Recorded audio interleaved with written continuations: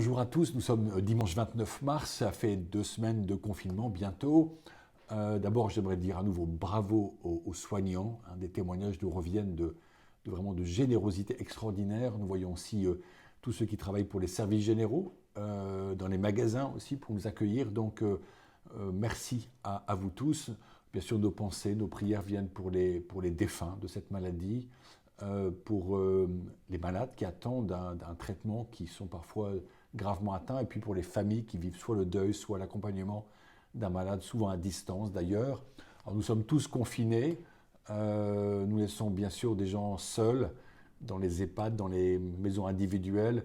Beaucoup d'ailleurs d'entre vous désiraient faire des visites et ne le peuvent pas, et ça c'est une peine, une souffrance. En tout cas, multiplions les moyens de contacter ces personnes. C'est un temps de courage, un temps d'attente, un temps de prière. C'est comme une longue retraite spirituelle au fond, ce que nous vivons.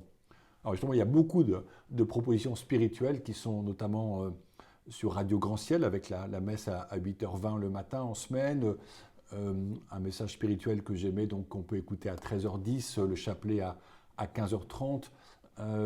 Il y a aussi des paroisses qui font des vidéos, qui émettent des messages.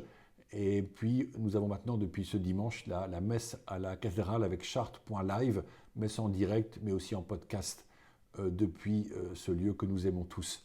Voilà. Alors, chaque foyer devient comme ça une église domestique avec les enfants. Il y a bien sûr le catéchisme qu'on fait en famille. On préparera sur le site du diocèse, mais aussi des paroisses, je pense, des déroulés de célébration pour la Semaine Sainte. On vous encourage à faire un jardin de Pâques, donc un jardin qui aura peut-être une petite grotte, vous voyez, des rochers, des chemins, des personnages pour figurer la passion du Christ et sa résurrection. Et bien sûr, on peut se connecter aussi avec ses amis par les réseaux pour vraiment vivre aussi cet esprit d'église domestique. Alors, nos ressources, parce que c'est un point aussi de vigilance, nos ressources habituelles, les quêtes, le casuel, donc les offrandes de célébration, tout ça a bien disparu quasiment, mais l'application La Quête sur les smartphones permet de donner à votre paroisse, on se géocalise, et puis ensuite, automatiquement, on a ses paroisses proches, on peut donner directement à sa paroisse une offrande, ou bien on peut le faire par le site « Je donne à mon église », et là, pareillement, on choisit le diocèse de Chartres, et puis on choisit la paroisse qui est la nôtre, et on peut donner sa contribution de la quête lorsqu'on suit, par exemple, une célébration sur la radio Grand Ciel, ou bien sur une vidéo, voilà. Enfin, je crois que c'est important de continuer profondément à nous relier les uns aux autres par les réseaux et le téléphone. Notre projet, c'est vraiment une pastorale de la charité, de la proximité en croissance, portée par une pastorale de la prière, donc se retrouver pour prier ensemble.